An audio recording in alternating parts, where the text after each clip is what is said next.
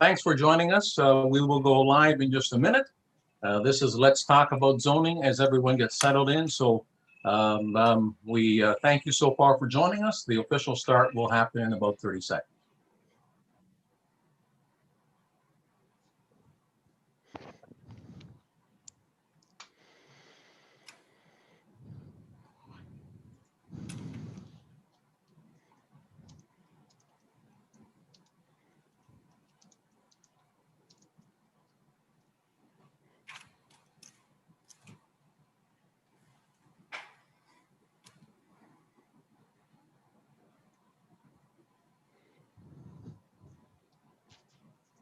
Well, hello, and welcome to our event for tonight. This is Let's Talk About Zoning in Altona, an opportunity to learn about and discuss the proposed changes to the town of Altona's zoning bylaw. I'm Mayor Al Friesen, host for the night, and if you have questions or comments, please ask them in the YouTube live chat that you can see alongside the video. Our moderator will pass those questions along directly to the panel. We will have a presentation followed by a period of discussion and questions, but we certainly welcome you to submit your questions whenever they arise. Now, a zoning bylaw describes the rules for development on properties and includes the details about how future development should look. Often there are zoning differences between residential areas, commercial areas, and industrial areas. Zoning bylaws might dictate things like how large one's front yard can be, the maximum height of a sign on Main Street. The RPGA Planning District was officially incorporated on January 1st, 2010, and takes care of planning and zoning for Rhineland, Plum-Coulee, Gretna, and Altona. We have Susan Stein with us here today. Susan is the General Manager of the RPGA Planning District. She's here to answer your questions as well. In January 2020, oh, you gave us a wave already, Susan? Yes, you did, right? Yeah. There we go. In January 2020, the RPGA Planning District retained Urban Systems to update zoning bylaws for the town of Altona and municipality of Rhineland. Today, we'll be discussing proposed changes specifically related for the town of Altona. Joining us from Urban Systems are Jeff Palmer and Michael Wakely, here to present the proposed changes and answer your questions. Also on the call tonight is Town of Altona CEO Dan Gagne. Dan will answer any questions that pertain to his particular area of expertise. So Jeff and Michael, take it away, please, and we look forward to your presentation. Thanks for joining us. Thanks very much, Mayor Friesen. I appreciate the introduction, and Mike and I are very excited to be trying something a little bit new tonight. This, we were just joking before that we'd sure miss meeting everyone in person and poring over maps and looking at the bylaws, but we think this is a pretty good substitute, especially considering it's minus 27 outside tonight. And so I hope you're all safe and warm at home. And we'll, the idea is that we'll go through our presentation tonight for about half an hour, have lots of time for questions afterwards. If you have questions, general questions about what we're talking about, feel free to ask anytime, and I'll try and answer them as we go along. If you have more specific questions about your property perhaps, and everything's public, there's nothing private about zoning matters, we'll try and address that at the end. And if we can't figure it out tonight, we'll get back to you in the next couple of days. So let's get the presentation started. I'll just share my screen.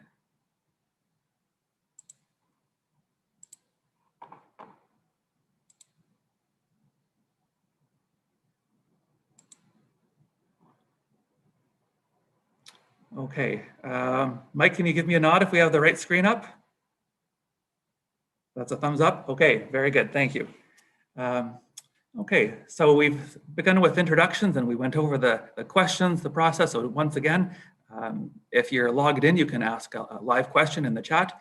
Otherwise, you can send us an email or a phone call to Susan or myself or to Dan. Our contact information will be available at the very end of the presentation. So the purpose of the presentation is to talk a little bit about the background on the process, highlight some key changes from the existing zoning bylaw, and outline next steps. As Mayor Friesen mentioned, the planning district was established in 2010, so just over 11 years ago now. The development plan that provides a high-level overview of a bit of a visioning document about what the planning district wants to grow into. Was approved in 2012. A number of bylaws were approved in 2013, including the town of Altona, Plum Coulee, Rhineland, and then Gretna was approved a couple of years later in 2015. So the goal of the project is to produce a new zoning bylaw for Altona and also a new zoning bylaw for Rhineland that includes Gretna and Plum Coulee and harmonize the requirements as much as possible. We're using the new municipal planning guide for zoning bylaws in Manitoba, and it uses clear, plain language and standard definitions that are easier for everyone to understand. We're going to be going through past amendments, conditional uses and variations to recommend streamlining the development approval process. And we want to ensure that the new bylaws reflect modern land uses and best practices. So why is this important? Why is this important to you in particular? What we want to do is have a simpler, less bureaucratic process, which will result in less red tape, less time and cost for the applicant, and less administration for the planning district. So a more economical process and a more streamlined process in terms of time. We want to improve harmonization with the Rhineland zoning bylaw because you're neighbors and you work together in the same planning district. So try and have the same rules as much as possible. As I mentioned before, to have clarity and plain language for the applicant. And this helps result in improved understanding of the issues. Get rid of the bureaucratic language that you need a lawyer to interpret. It's also easier for council to explain and to apply the rules.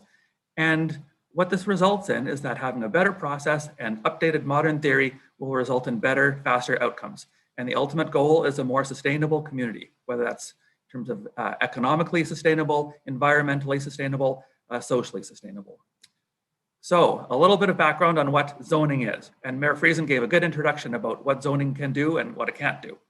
So the graphic on the right shows the structure of how a zoning bylaw is integrated into the provincial planning process.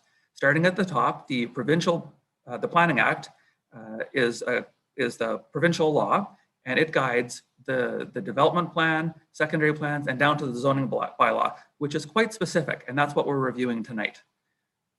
So the zoning bylaw has to be generally consistent with senior plans, such as the development plan and any secondary plans. They all have to be consistent with one another. So a zoning bylaw reflects what's on the ground today, the current uses. A development plan might be more forward-looking, where RPGA wants to go in the future, but a zoning bylaw is pretty good at reflecting what is on the ground today. Sets out clear rules and regulations about what can and can't be done, and it establishes uses and setbacks, parking requirements, building height, the size of sheds, all those physical characteristics that define the physical nature of your community. So we need to divide the municipality into zones, residential, commercial, industrial, for example, to prescribe the permitted and conditional uses of land and building in each zone. So permitted means that the use is, you can do it as a right. Conditional means that you require additional approval to be able to pursue that use. We talk about the general development standards that are applicable in each zone, and we'll get into more detail on that a little bit later. And it establishes a system of development permits and procedures for the local approval of development. And that's where Susan Stein comes in. So the hierarchy of all the different tools that we have available to us, the Planning Act and the Development Plan are approved by the province. They are what we call creatures of the province. Everything else, secondary plans, zoning bylaws, and buildings bylaws are approved by municipalities, or in this case, a planning district, and you can, they report through your council. So let's talk about some key changes to the existing bylaw. In the existing bylaw, there's about 13 or 14 zones that I've labeled as existing zones, and about 7 or 8 proposed zones. And the idea is to streamline development because really there's not that much difference between some of the zones. And in fact, some of the zones didn't even exist on land. They only existed on paper. So in the past, or in the present, I should say, where we had, say, 5 residential zones, now we will have 4. Instead of 3 commercial zones, we'll have 2. Instead of 2 industrial districts, we'll have 1. The institutional district has been broadened to include educational uses, and the Parks and Recreation District has been broadened to include open spaces and natural areas. The agricultural district is pretty similar to existing, And there was a mixed use district called Limited Commercial and Residential District that I think existed on paper only. So removing that one didn't cause any significant changes. When you look at the maps, the map on the left is the existing zoning bylaw. The map on the right is the proposed zoning bylaw. So you can see there's not a significant difference. This is, there weren't significant issues in the town where things weren't going right. This is this is an exercise in bringing everything up to the present and making sure that things can work a little bit better and more efficiently. So the big change that you might notice is in the northeast corner of town, where some land that was previously zoned for agricultural use is now zoned for industrial use. And that reflects a little bit of existing development as well as future development going forward. I know it's very hard to see the map on a small screen, so this will be posted on the Altona website in the next day or so, along with this presentation that's recorded and the draft zoning bylaw. So you'll have a chance to go in at your leisure, review the documents, and send us comments and questions if you have any. So key changes in the proposed zoning bylaw: there's new standards for bed and breakfasts, for home-based businesses and home industries. Those in particular allow a little bit more home businesses and light industrial uses in a residential neighborhood. We have new standards that are proposed for apiaries, community gardens, and urban farms, new standards for wind and solar collectors, and new standards for secondary suites. And secondary suites are small units.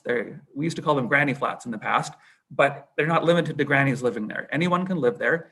They're limited on size. So when we say secondary, it's because your main dwelling unit is the principal unit and the smaller unit is the secondary suite. So it's not two big units. It's very much secondary to the primary unit.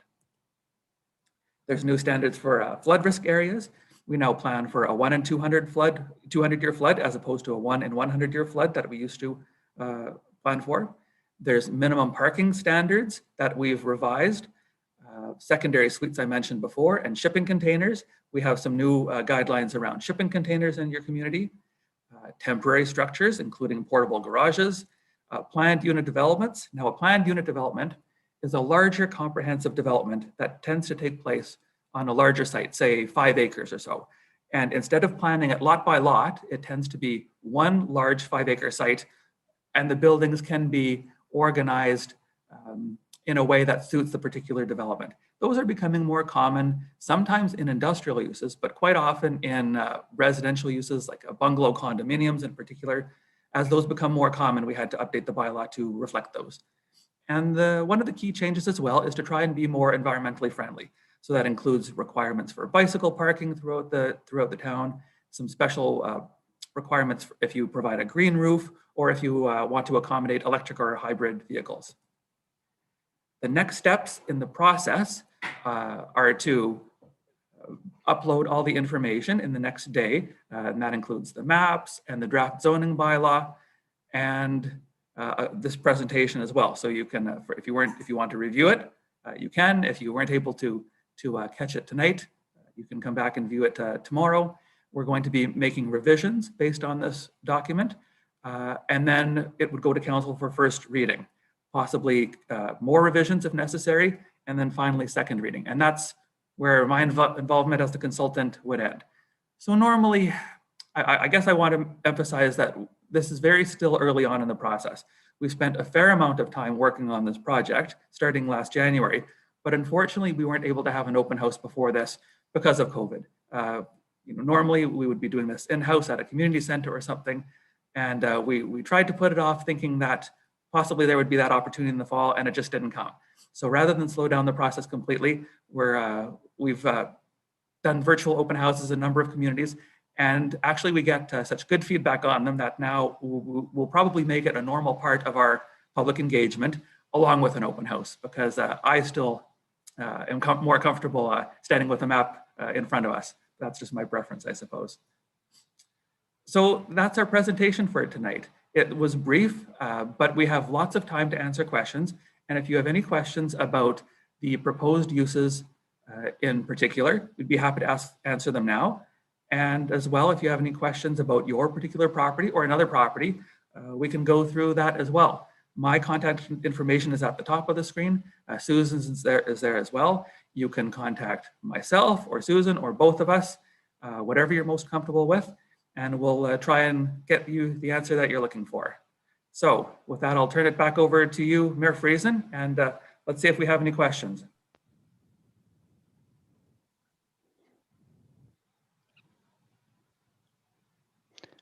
So Jeff, there's a few questions here, and I'll just read the first one out for you. First question is, so if I wanted to build a secondary suite, how soon could I proceed? And a follow-up question to that, do these changes correspond with the overall direction in Manitoba? They do very much correspond with the overall direction. Part of the issue is trying to make housing more affordable and to try and provide care for extended families in some cases. And in a lot of cases, secondary suites exist already, not legally. They haven't been approved. And that's a bit of a life safety issue because they haven't been properly inspected. So what we're doing is partly legitimizing an existing use because we think it's the right use at the right time. And it's becoming more common.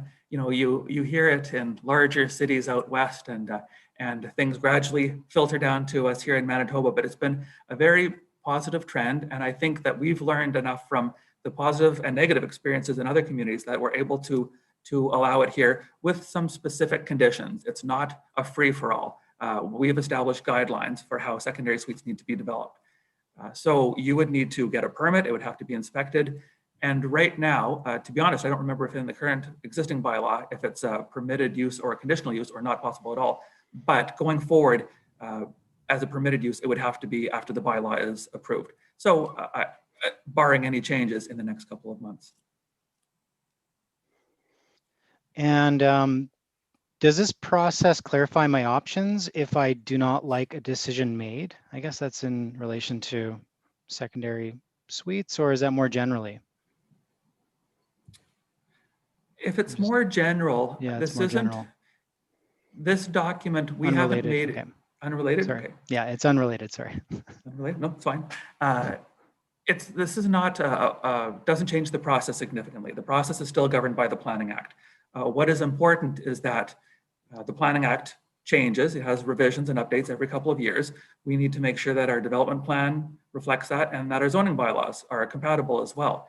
So it does not address any changes in process at this time. Those would be governed by the Planning Act, and that hasn't changed. We're staying consistent with that. What it does is make it a little bit more clear about what can and can't happen on different pieces of land within Altona. Okay, great. Thanks, Jeff. Another question here is related to parking. So if we take away minimum parking requirements, does that risk our accessible parking goals?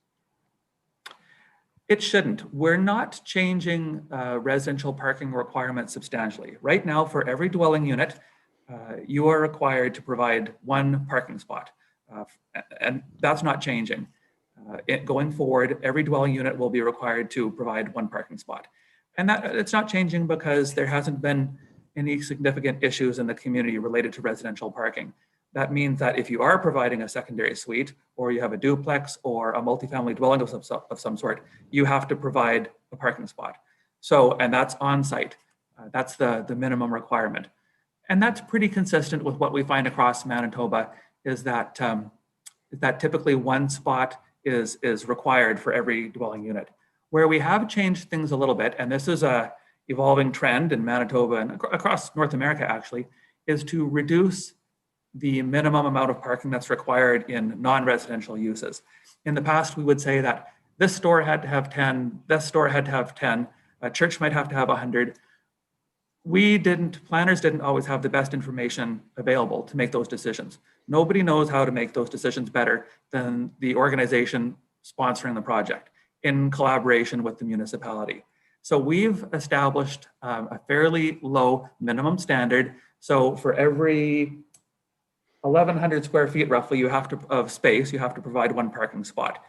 And if you as a business person or running a not-for-profit or a church, if you feel that more parking is necessary, that's your responsibility to provide it. It's your prerogative to apply it. We're not going to say that you don't need 3 spots, you need 20 spots, because there's a cost that comes with that, a cost to develop it and a cost to the municipality, which ultimately falls on taxpayers. So trying to come up with the most efficient process possible, removing minimum parking standards is a bit of an emerging trend. So we're not doing anything too drastic, but we have made some recommendations with that in mind. Okay, Jeff. When do we expect these changes to come into effect? Not, well, barring any issues that need to be addressed or corrected, minor revisions, of course, but the process has to go to council for first reading and then again for second reading, and which would be approved. So I would imagine within the next couple of months, depending on how your council meetings. I don't know that I can answer that any better than that. Susan, do you want to take a stab at that? Yeah, the only thing I would add is that after the first reading, there is a chance for the public to speak again with any concerns. What we're trying to do now is get those concerns changed and any revisions made at this point so that we don't have to slow the process and everybody's had an opportunity to look at it. So after first reading, there'd be a public hearing where we give notice. And then if there's no major objections, then we would move to second reading and third reading. Great, thank you, Susan. Mm-hmm. Okay, Jeff, another question here related to storage containers. So I've heard that there are some changes on the horizon regarding storage containers. What are some of those changes? Okay, Mike, I'm going to look through my bylaw quickly unless you have it handy. I can start if you like. So Sure, shipping containers in the newly proposed bylaw will only be permitted in the industrial areas. And then there's qualifications to what is considered a shipping container, like 20 feet by, I think they're 8 feet wide, but a 40 by 8 is not considered a shipping container. So at this time, we're proposing that they're only allowed in industrial. And there are other requirements about how you site them on your property, the same as if they're basically you treat them almost like a shed in terms of where it's located on your property. If you're stacking them, there are height requirements. If you're living in them, and people do convert shipping containers into homes, they have to meet the building code requirements of a home. You can't advertise on them, for example. You can't park them the side of your property with your advertising logo on there. That's considered advertising. And for the purpose of this bylaw, we are also we're treating truck trailers as a shipping container because they're very similar in terms of the impact. And we've all seen shipping truck containers on industrial sites that sometimes they sit there longer than they should, and they're advertised. They're not being actively used for the purpose they were built for. They're sitting there more for other uses, and that's something that we would like to try and address.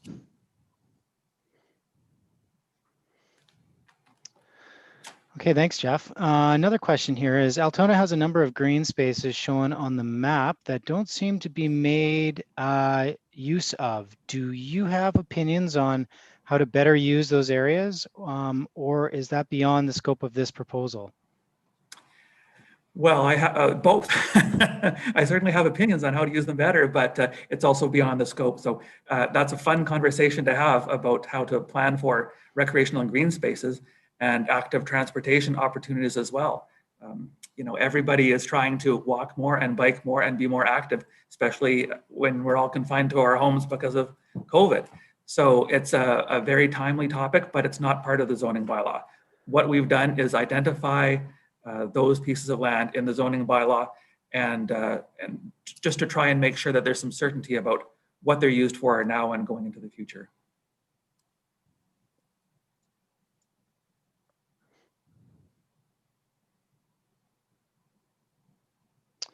So why is zoning important, Jeff? And can you tell when communities don't do it well? Why is zoning important? Well, zoning is very important to me and Mike Wakely. Some people are born thinking zoning is important, and I guess we're part of a select crew that really enjoy zoning. But for me, I've always been interested in why communities evolve the way they do and how they take the form that they do. And it ultimately boils down to, what is the best use of the resources that you have, the natural resources, the land? Nobody wants a community to take up more valuable farmland than necessary. You don't want to encroach upon habitat any more than you have to. And you want to be able to create a pleasant environment that you are comfortable walking around, biking around, as well as driving around. So we try and come up with some rules that are fair. And that's what your bylaw is. It's meant to provide fairness to everyone in the community. It's not meant to be an absolute. There's ways to vary a bylaw. There's conditional use process that give you an alternative to a way to achieve what you're trying to do. But good planning involves good public discussion and good engagement with everyone in the community. So that's why there's an extra process that's involved, so that people can have a chance to have their say in what happens in their community. I always joke that I can't, there's limits to everything in life, right? I can't build a Tim Hortons drive-through in my front yard. I can't put a beer vendor in my backyard. It's partly about being a good neighbor, and it's partly about building the kind of community that you're interested in. So I find it interesting because we work in a number of smaller communities across the province. And I find it very different when I'm going through St. Pierre compared to New Bergthal, compared to Winkler, compared to St. Andrews and Selkirk. It's very different where towns are built on river lots compared to the grid. So now this is maybe a bit of a topic that is getting a bit off topic, but these are the kind of things that Mike and I like to talk about. When you go, next time you go through St. Pierre, notice that the buildings all have very minimal setbacks. They're kind of built up to the street. And it has the character of a bit more of a quaint French village. New Bergthal, I think, is quite a bit, the barns and their homes are contained. That's the original live-work space that is trendy now, but farmers here were doing it 100 years ago. So those are interesting models because there's a bit of a separation in between those properties. And then you look at Selkirk and St. Andrews, and those are built on river lots instead of the grid. So instead of your street going north-south, they go whichever way the river goes. So zoning reflects all these conditions, and it ultimately ends up determining the nature of your community, what it looks like and how it works and how it feels. So I've always wanted to be a city planner since I was building cities with Lego. I'm not sure that Mike is quite as nerdy or passionate about it as I am, but these are the things I think about when we're considering how to make your community work best for you. Great. There was a little bit, maybe a little bit more editorializing than no, that was good. In a comment, but riffing a little bit. We have time. We do, yeah. So how do I know when I need to apply for a permit to build something on my property, Jeff? And the short answer is always, but I'm joking. Well, sorry, go ahead, Mike. Was there a follow-up there? Well, no, just to clarify. And if I don't know, how would I find out? You call Susan. Directly. So typically we ask you to give us 7 to 10 days to approve a permit. We need drawings of what you're building, a site plan of your property. Then we look at the drawings and determine whether anything is needed, goes through the building inspector, and we say, give yourself at least 7 to 10 days. There is some language in the bylaw that talks about when a development permit is required as well. So you can have a look at that as well as calling Susan. Okay, great. So Jeff, another question here. Would requirements for active transportation like sidewalks ever be addressed through zoning bylaws or only ever through development agreements? I would like to know who's asking that question. That's a tough question. I've seen it used through development agreements. I'm not sure I've seen it through or subdivision. I don't think I've seen it through a zoning bylaw. I know that we do not make any reference to it in our zoning bylaw. I believe that is more a development agreement. And that's what, or a secondary plan can address those issues. But zoning is more what happens on the site as opposed to infrastructure or public works. Okay. I And feel just like for the another planner might have answered that question. Well, I feel just like for the there's record, somebody- it's Deputy Mayor Simmons who threw you that curveball. Thank you, Deputy Mayor Simmons. I thought the question came from Susan. There's nothing Susan likes more than embarrassing me in a public forum. So Right. Thanks again, Susan. Well, you mentioned earlier, Jeff, some changes to the regulations in regards to apiaries. Anything worth touching on there? Well, just that they are important. They are an emerging activity, a hobby in Manitoba, across the prairies. We've all, read in the news the importance of bees to agriculture process, and it's also become an interesting hobby in urban environments. I know, for example, so what we've done is put some ground rules around that, about where it can happen, where it can't happen, and the form and the scale of beekeeping. And really what we're talking about is very small scale production in a residential yard. But, for example, it can't, your hives can't be located within 20 feet of the property line. So right off the top there, you would need a larger lot, possibly a rural lot, to be able to do that. It's also possible to put them on top of a building. I know the University of Winnipeg and the University of Manitoba used to have keep bees on both of their properties, and the hives were on top, six stories up in the air. And the interesting thing that I always found was that the honey produced at both locations had a different look, different texture, different flavor, because they were eating different food, I suppose. So I found that interesting. And most of the time, you would not notice that there is a hive next to you. The activity is fairly dispersed and not concentrated, and the overall number of animals, livestock, bees are considered livestock, is it's pretty small scale. But we do have rules in place to accommodate that if you're interested. And I would say probably within Altona, I would be surprised if maybe 10 to 20 people in total were interested. But it's a worthwhile activity. And my neighbor gives me some honey at Christmas, and I'm always happy about that. And I think you should be able to take advantage of that as well. Excellent, thank you. Another question, can you expand a little on some of the green or environmental regulations being introduced in this version of the bylaw? Sure. So in particular, there are provisions about wind and solar collectors, which are emerging technologies that are becoming more common. And that is both in terms of commercial scale and residential scale. If you're just going to have solar panels on your home, or if you're going to have a mini wind turbine on your property, as well as larger commercial installations. Now there's also a requirement for bike parking at some shopping centers, for example, to give you a place, obviously, to securely lock your bike, anything to make cycling a little bit easier. Taking a car off the road means that you don't have to provide that infrastructure and parking for it, and that saves everybody money, as well as being good for the environment and good for your own personal health. Green roofs are newer technology that is becoming more possible as well, more common. And a green roof is basically a kind of structure that absorbs water or doesn't dump water straight into your sewer system.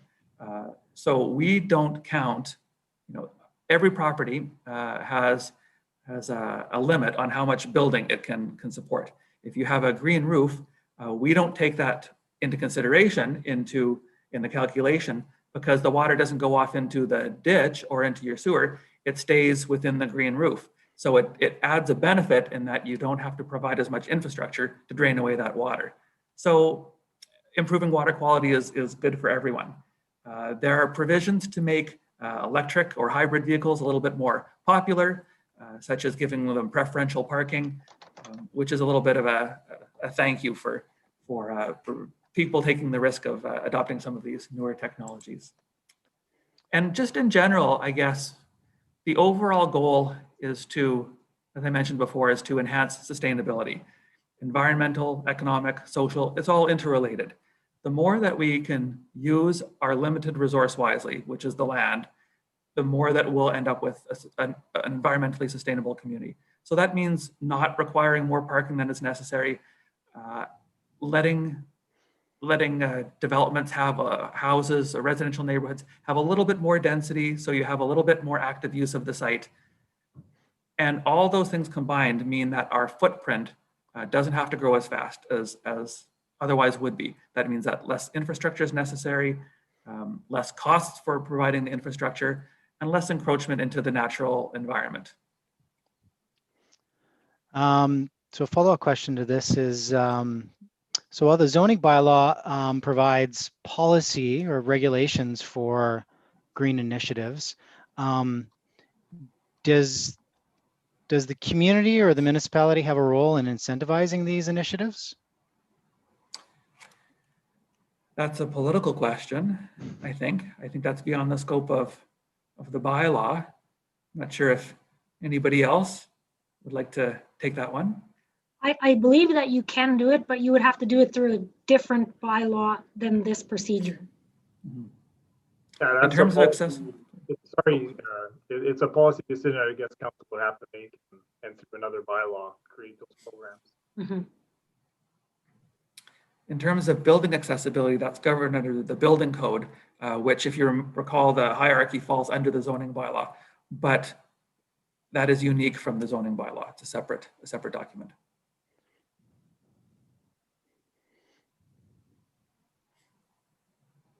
Okay.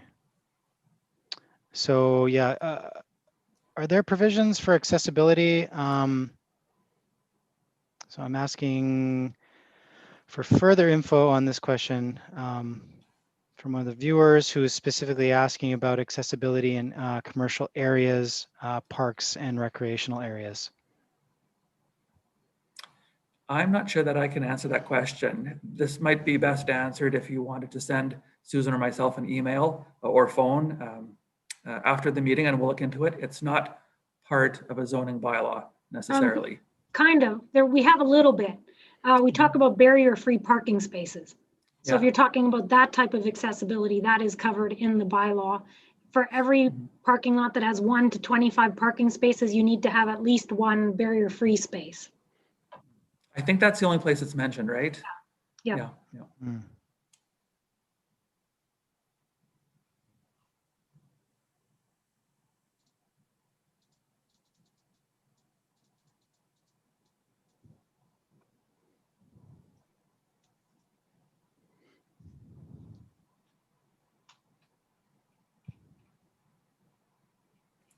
Well, I'm going to, while we have a moment, I'm going to share my screen and we can have a look at the new zoning map.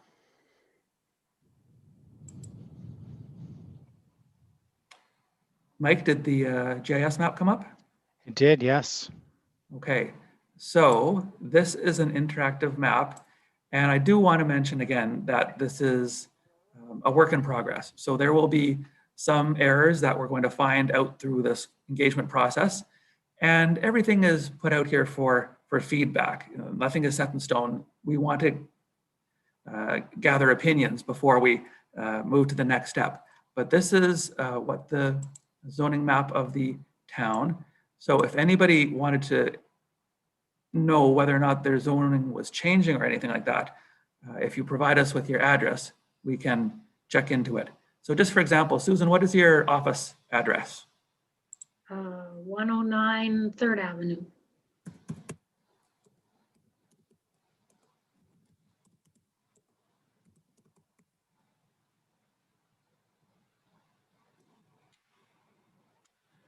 Well, you're sure you're not on 3rd Street, Susan? I'm kidding, I think it's 3rd Avenue. Okay, well, let's go to 3rd Street and then we'll zoom out and find it.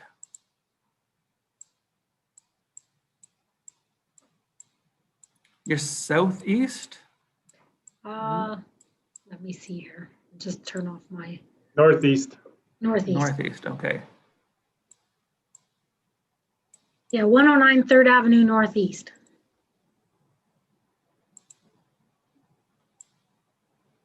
You see, Jeff, that was a question that rural people wouldn't understand. we just go to where we go. We don't need addresses. If you were to ask her if it was next to Pembina Valley Pharmacy, she'd say, yeah, that's how we make our way around. Sorry. No, that's okay. No, I get it, believe me. I tell people across from the mall. Well, across from the mall, I certainly know that is, you're right on the corner, right? Yes, that's it. This one here? Yeah. Yeah. So our zoning here is not going to change. Currently, it's commercial central. It's just the name is slightly changing of that district. Yeah, commercial neighborhood, just to reflect that it's more a neighborhood scale kind of development, where the buildings are a little bit smaller, more low rise, a pedestrian friendly character, that sort of thing. The commercial corridor zone is meant a little bit more for uses that are auto oriented, where the traffic is a little bit higher and it has more of a regional economic focus rather than a local attraction. And then you can see the other uses as well. Agriculture restricted is sort of a beige, and we see that mostly in the north side of town and the west edges, and on the edge of the south as well. So Jeff, are there any changes to 122 10th Avenue Northwest? 122 10th. 10th Ave Northwest.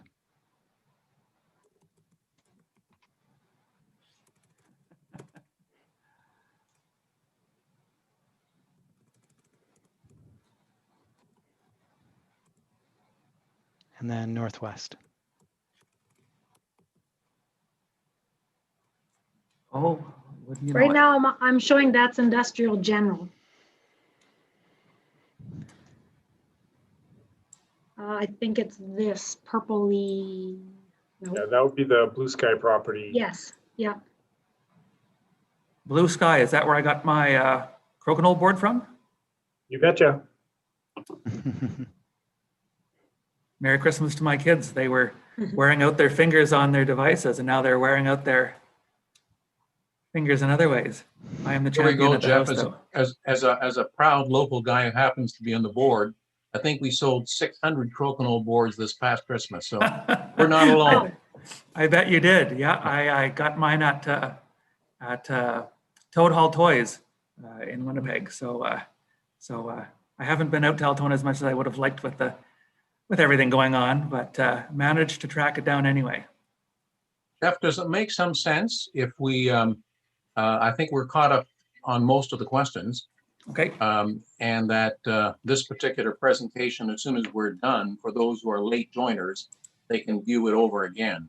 Does it make some sense if we ask you to recap your presentation in I guess fewer words than you did before, and the importance of a zoning bylaw and that kind of procedural process, and then maybe just review some of the contact information?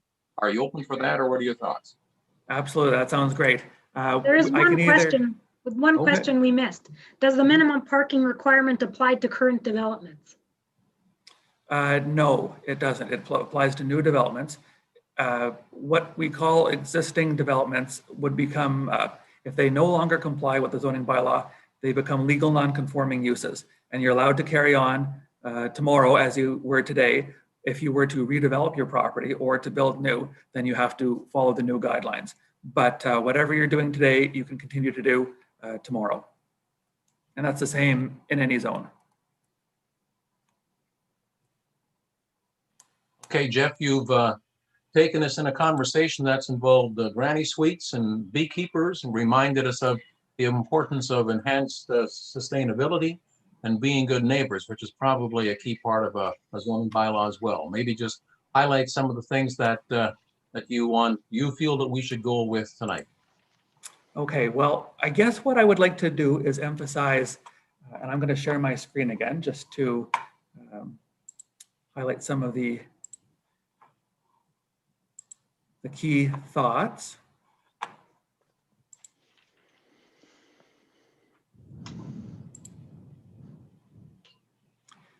So again, the purpose of the exercise is to is to make sure that there's clear, plain language that is easily understood and interpreted. So what this will do is come up with a more user-friendly document that is easy for Susan to administer, easy for Dan to administer, easy for Mayor Friesen to explain and defend at council meetings, and easy and consistent for planners and developers and homeowners, business owners across the province to understand, so that we're using plain and consistent language so that you don't have to question what is happening in one municipality and what is happening in another, that they have very different processes. We're trying to harmonize things as much as possible so that it makes it easier for everyone to administer. This will ultimately result in a smoother, faster, more economical process for everyone involved. A less bureaucratic process, less time and cost for the applicant, making sure that we have good rules and good neighbors between the town of Altona and the municipality of Rhineland. And then just again, looking at how the Planning Act works.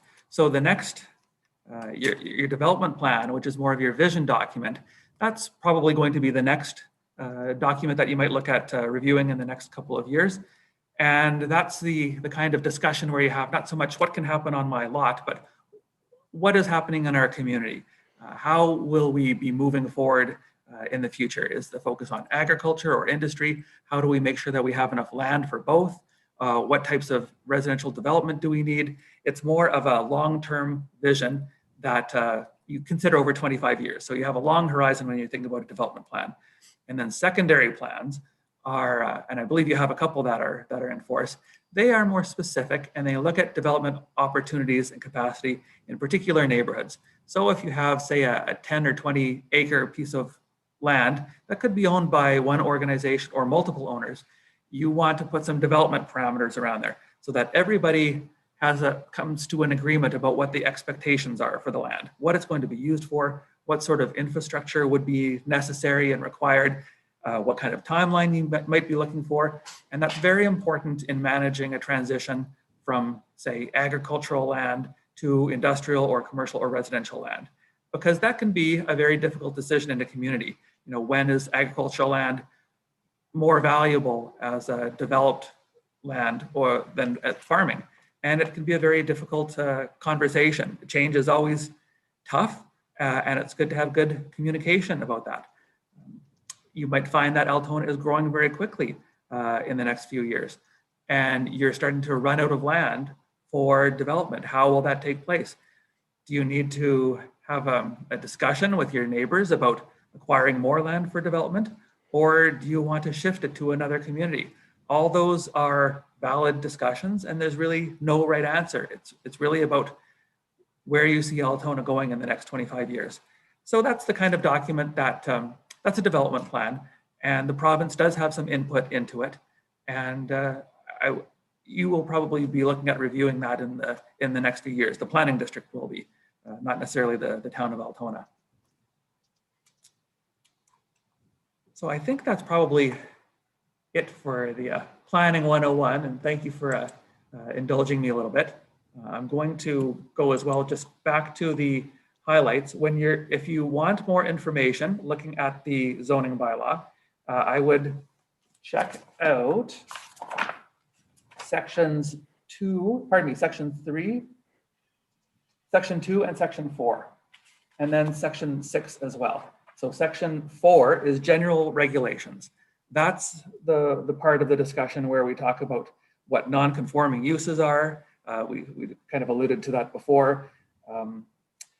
Minimum parking standards and parking requirements, loading, standards for portable garages, carpooling and green vehicles.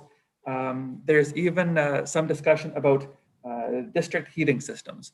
And that's a bit of a green initiative too. So quite often, okay, so I think of, one of my first jobs was at the Forks Market in Winnipeg, and the Forks was a CN rail yard that had a power station. Eaton's had a power station. Lots of organizations found it beneficial to share heat. The CN power plant at the Forks would heat the Hotel Fort Garry and the Via Rail station. And what we found now is that in a lot of communities, it's actually environmentally beneficial and cheaper to provide a district energy system. So there's provisions in the bylaw that might address that in the future. Not everything that's in the bylaw is something that you use now or will use tomorrow, but it's important to put a framework in place so that expectations are understood, even with cannabis, because I know you've had discussions about that recently.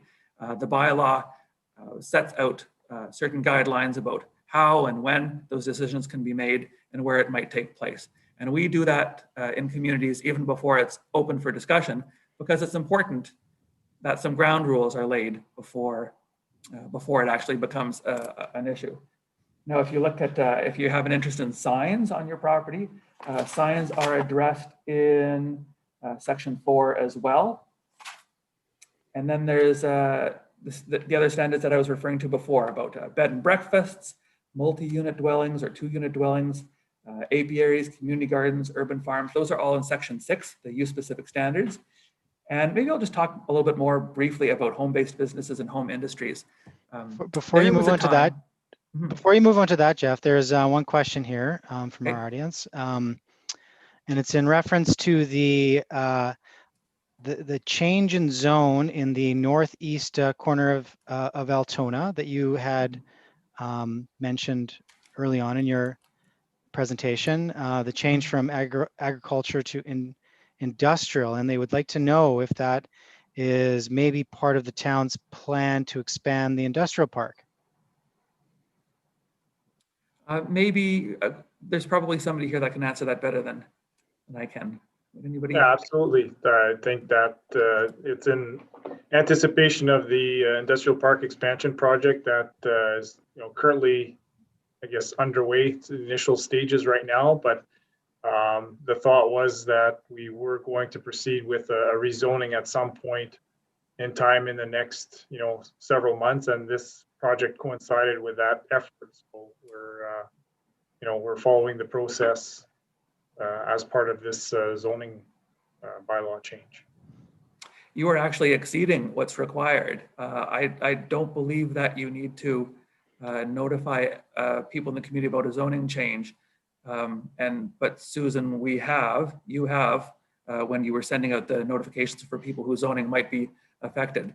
So I think it's fair to say that your planning district and the town have gone beyond what is required in order to make sure that it's a open and transparent process with regard to some of the zoning changes that are discussed. Well, Jeff, you just referred to the importance of looking ahead 25 years. That's what this decision is all about, to take Altona down the road 25 years. And even though in the next year or two, things may not look dramatically different, we don't plan for it now, then we'll be spinning our wheels later on. So that's the intent of that kind of decision. And we would say a forward moving type of process. Absolutely right. And the part of the goal is to make the right decision ahead of time. Fixing a mistake because you weren't prepared for it is more expensive and more time consuming and takes a lot more energy than putting a little bit of effort into planning from day one. So I'm a good advocate of using the resource wisely and having conversations so that we're all on the same page and making decisions that reflect the community interest. Well, Jeff, if you are done, then more or less, I want to thank you and Michael, Jeff and Michael of Urban Systems, and Susan Stein of the RPGA Planning District for your work in preparing these changes and tonight's presentation. I think we can all say we know a bit more about zoning, although perhaps we will never become as nerdy as you, Jeff, but thanks for the insight. This particular video will be available on the YouTube channel, the Town of Altona YouTube channel, and also be embedded to our website with some of the documents presented tonight for review later, the maps and all of that. So, but if you do have questions, and I should say thank you to everyone who joined us today. It's a COVID-friendly presentation. We appreciate your presence and your questions and all of that, and we will continue to look for ways to engage the community. But if you do have questions, you can contact Jeff directly. Contact information will be on our website and in the description of the video as well. So on behalf of our town council, I guess the community of Altona and our town administration, thank you for joining us tonight. And for Jeff and Michael, thank you for being part of the process as well. We look to you for leadership and being conversation generators, and you certainly did provide that. So thank you, everyone, and a good night, and take care, be kind, and